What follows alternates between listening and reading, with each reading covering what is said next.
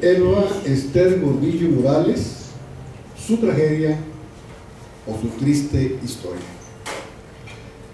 Cuando aquella tarde del 23 de abril de 1989 el presidente Carlos Salinas de Gortari llamó a Los Pinos a la profesora Elba Ester Gordillo Morales para enterarla que el profesor Carlos Jongitud Barrios dejaba de dirigir el Sindicato Nacional de Trabajadores de la Educación y que ella tomaba desde ese momento su lugar, Salinas ponía fin a un ominoso cacicazgo magisterial de 15 años, sin precedente en México.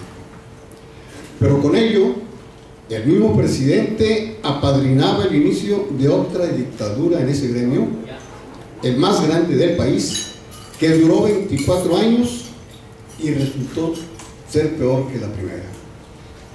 Esto nos demuestra el recuento de los daños causados a la educación y a la economía nacional por la señora Gordillo, al son de mejorar los sueldos y prestaciones de los maestros sindicalizados como una casta privilegiada amamantada por los contribuyentes.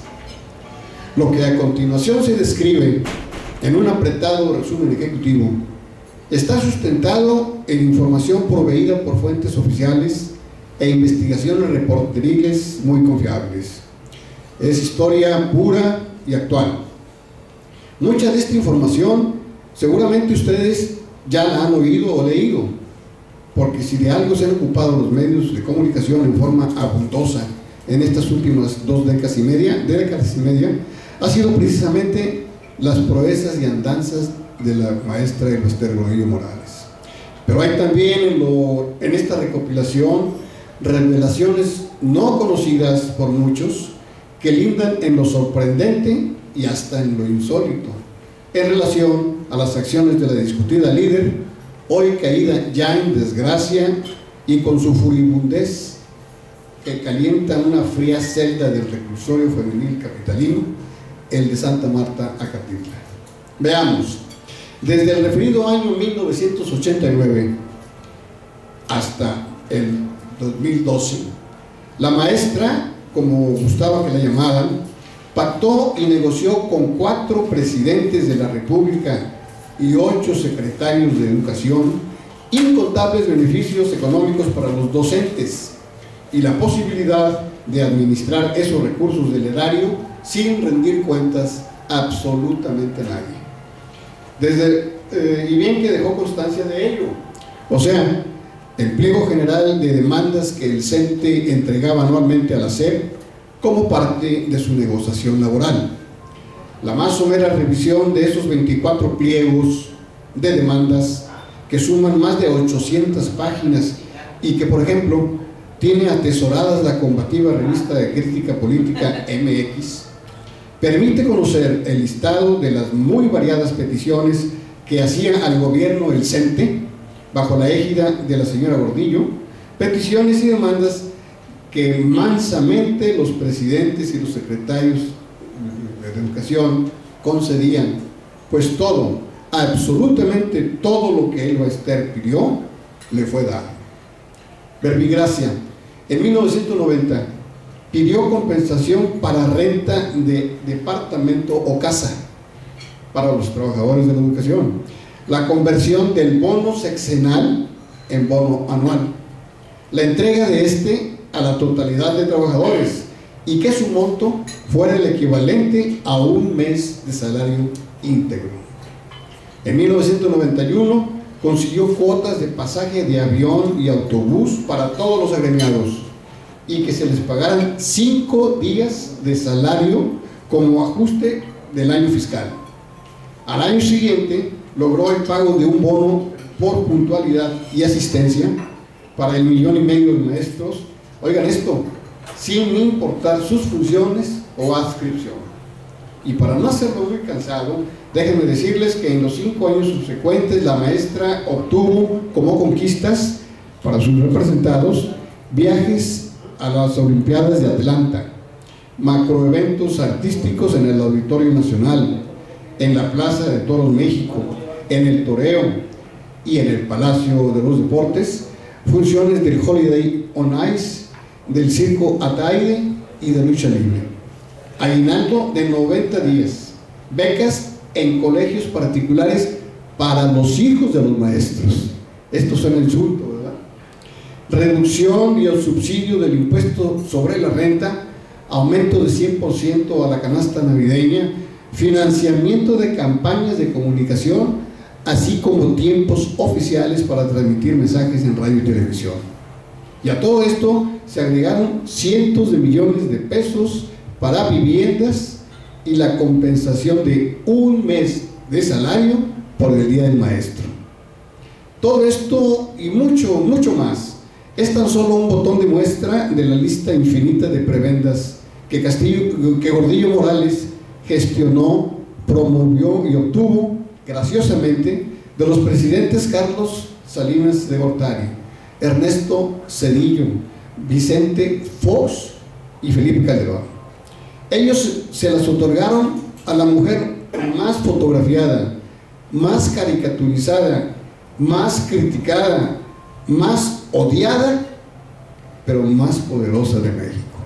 Bueno, hasta el 26 de febrero pasado, porque la tuvieron de cómplice política para mantener el control férreo del sindicato de maestros, que es el más grande y poderoso de América Latina, y de lo cual ella se valió para fincar su inmenso poderío político y asegurarse una inconfesable y vasta riqueza económica.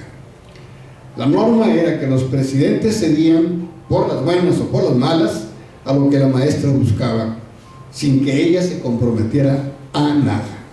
No les importaba que sus exigencias y requerimientos fueran muy desproporcionados, aún en tiempos difíciles, como cuando en 1995, con la economía de millones de mexicanos destruida por la crisis de diciembre de 1994, ella solicitó a la SEP rifara 20 viajes para 2 personas a los Juegos Olímpicos, descuentos en aerolíneas y autobuses, rebajas extraordinarias en supermercados y almacenes en mayo, entradas es decir, incrementos a estímulos y premios a los maestros de mayor antigüedad, entradas a Reino Aventura y una gran fiesta en Bellas Artes para los docentes. Lo cierto es que la lideresa del CENTE no tenía miramientos para solicitar beneficios y ganarse el aprecio de los docentes.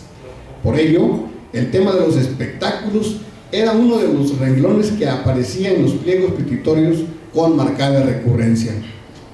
Debo señalar que en los primeros 10 años de su jetatura, la maestra pidió y consiguió jugosas alzas salariales, como la de 1998, que fue de un subidísimo 19%, cuando el grueso de los sindicatos mexicanos apenas lograron aumentos en los tabuladores de entre 2.7 y 4.3%.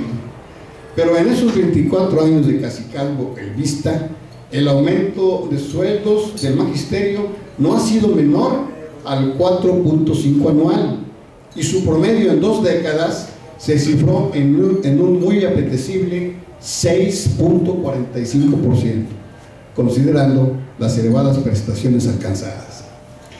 Pero aquí subyace un plan con maña de la señora Gordillo, inspirado en la filosofía de que pedir no empobrece, en base a lo cual se han repletado las arcas del CENTE con millones de pesos a lo largo de estos casi 5 lustros de dominación de la maestra.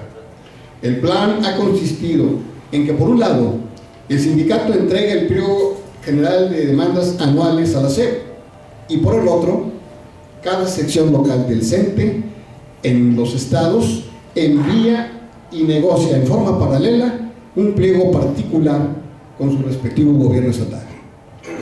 El resultado, por decirlo así, doméstico de tal ofensiva dual, les ha permitido obtener más plazas, más bonos de productividad, aguinaldos estatales sobre los aguinaldos federales, más promociones de personal, más recursos para eventos internos, entre muchos otros beneficios.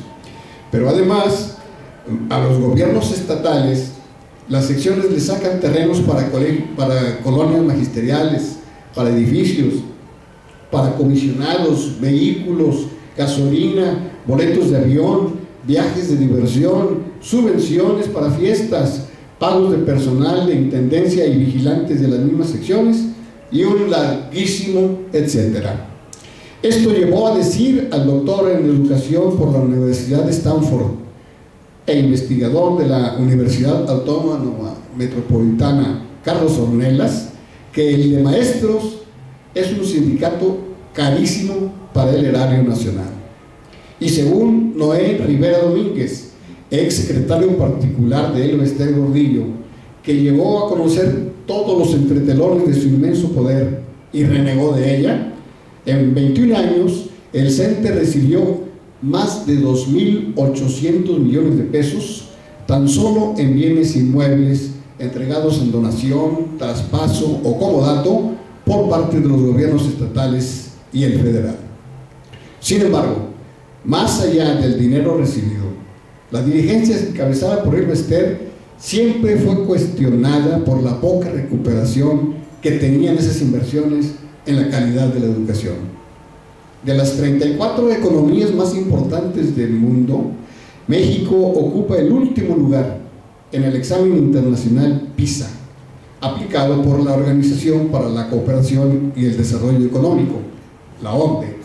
Ha demostrado esta prueba que la mitad de los estudiantes de secundaria no saben hacer operaciones matemáticas básicas y que 4 de cada 10 están por debajo del mínimo aceptable en el dominio de lectura. Los resultados de la prueba PISA aplicada en México desde 2000 también revelan que la millonaria inversión en el sistema educativo en los últimos 10 años apenas ha servido para mejorar los conocimientos adquiridos por los estudiantes en comparación con otros países.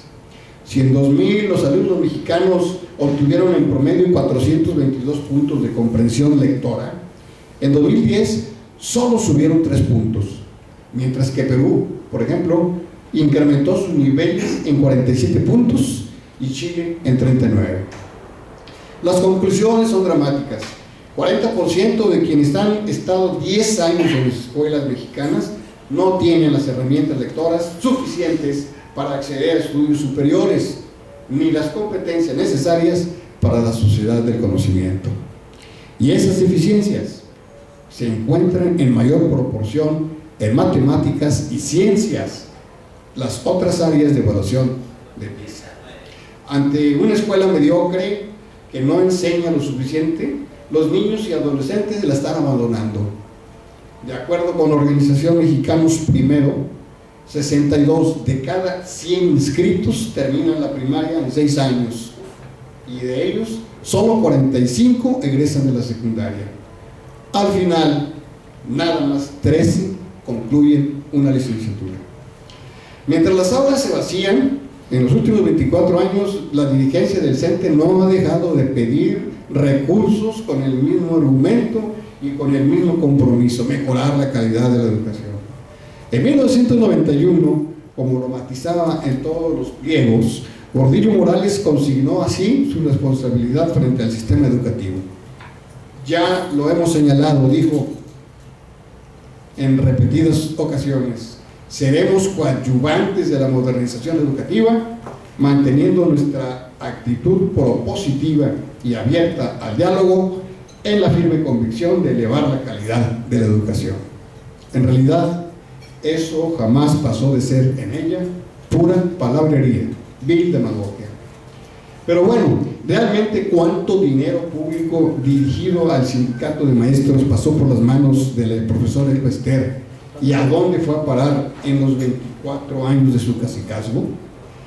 Esa es y será la gran incógnita que nunca será despejada, infiero, porque no hubo ni la mínima transparencia en su asignación por las cuatro administraciones federales del cacicazgo elvista, como tampoco hubo claridad en su manejo, y mucho menos fue ofrecida la rendición de cuentas que debió establecer con meridiana exactitud su destino final. Por el contrario, todo lo fue discrecional, espeso, turbio y sombrío, por decirlo menos. No obstante tratarse de dinero proveniente de las arcas públicas y que debió ser administrado con responsabilidad insospechada y republicana sobriedad.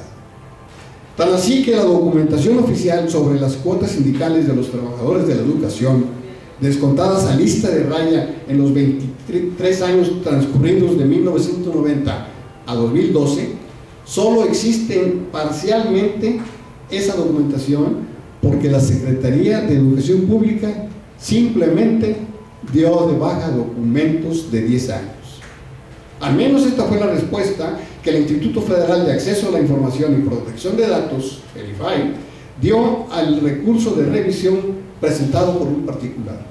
Es decir, un ciudadano quiso saber, con todo derecho, cuánto dinero entregó la SEP a Elba Ester Gordillo en tal periodo de su reelecta dirigencia.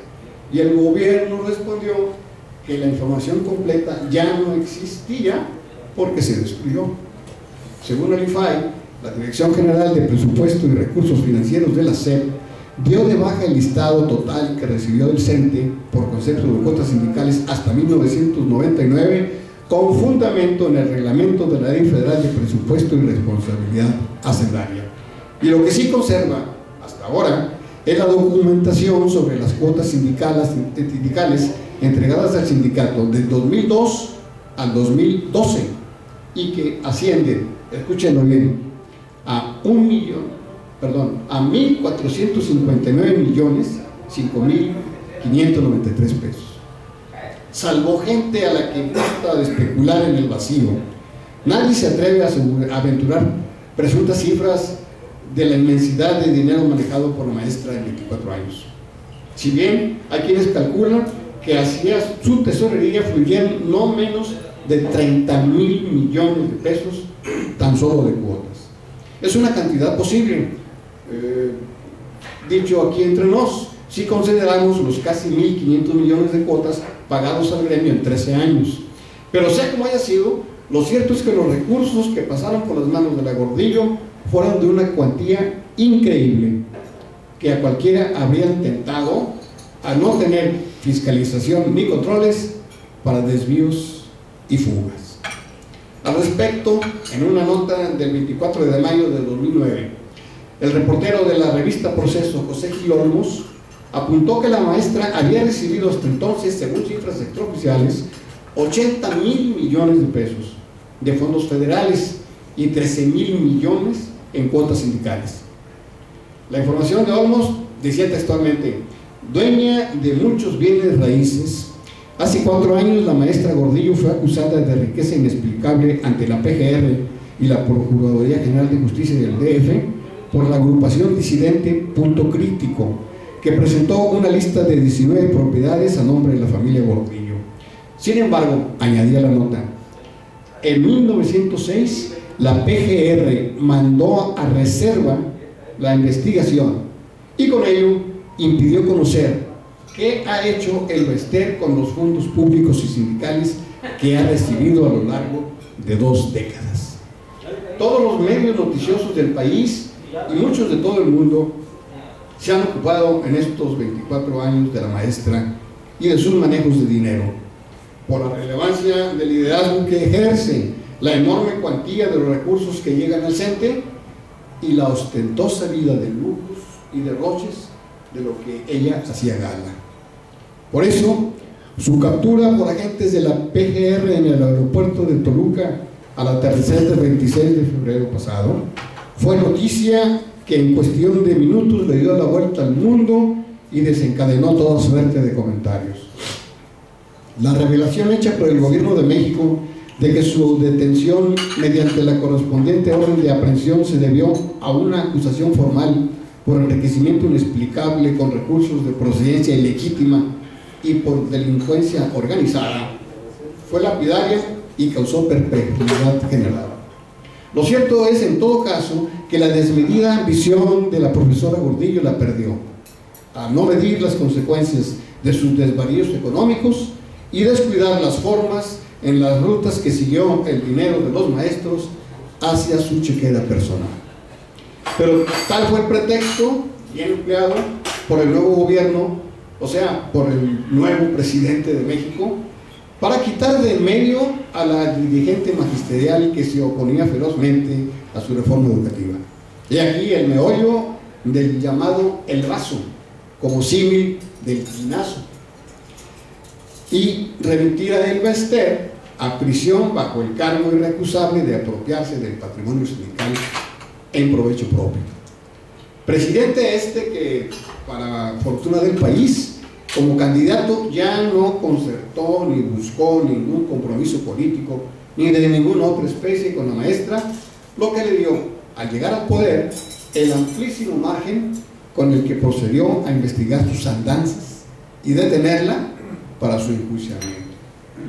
De lo que se trataba era de recuperar el control del Estado mexicano de la rectoría de la enseñanza, a lo que se oponía de manera furibunda la profesora Ester Gordillo Morales, junto con su camarilla de incondicionales, por el fundado temor de perder posiciones, canonjías y obviamente su inconmensurable poderío político, económico, ligado al control absoluto del 1,5 millones de trabajadores de la educación.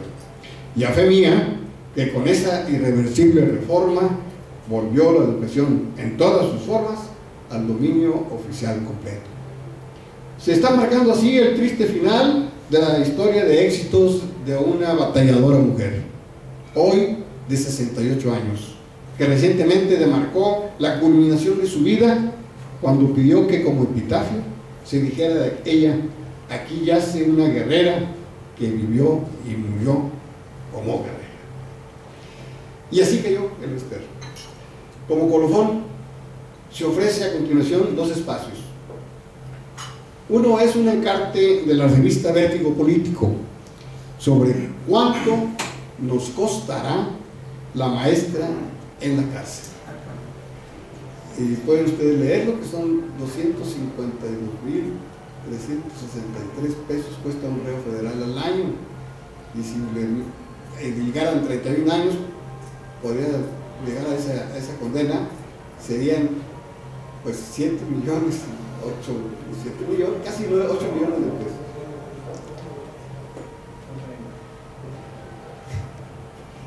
Y también se ofrece son pasajes de la entrevista televisiva que la periodista Adela Micha le hizo a la maestra Ester Gordillo el 12 de febrero pasado, pocos días antes de su cumpleaños 68. Ese encuentro tuvo un alto valor premonitorio, como lo podrán apreciar ustedes, por las preguntas y respuestas formuladas, y espero sus comentarios. Esos comisionados no son responsabilidad del sindicato, son responsabilidad de los gobernadores, pero les paga el sindicato, cobran como maestros. Pero es que los gobernadores no han creado plazas de directores, de jefes de sector, no tenemos, en las escuelas tienen que pagar los papás todavía, indudablemente. Ahora, se me hace muy miope, y lo digo con toda claridad, y muy perverso, las campañas mediáticas que me han armado. ¿Pero quiénes? Esos intereses, esos y mis adversarios políticos. Ya lo hablé. Cuando estaba el presidente Fox, yo era traidora porque ayudaba al gobierno. Cuando estuvo el presidente Calderón, que yo era traidora porque ayudábamos. No ayudábamos al presidente Calderón. No queríamos contribuir con el presidente Fox, a quienes les tengo respeto y reconozco lo que han hecho. Yo no voy a hacer el vituperio de que no den. Pero lo que es real es que con ellos logramos realmente establecer un salario profesional, realizar carrera magisterial, hablar de escuelas de tiempo completo, hablar de abrir los sábados las escuelas y los domingos. Nada más que los gobiernos, tanto del PAN como los del PRI, siempre han pensado que la Secretaría de Educación Pública debe estar un político y no alguien que realmente sí. Esas son falacias. Su decadencia, digamos, yo no voy a llegar a eso. No, yo diría mi deterioro como imagen. Okay. Es porque no me he preocupado. ¿Tiene fecha? No, yo creo que fue siempre. Sí. Sí. ¿No es un poco cuando tiene usted este pleito? No. No olvide, Adela, que yo llevo al sindicato aquí un problema político. Sí. No sindical.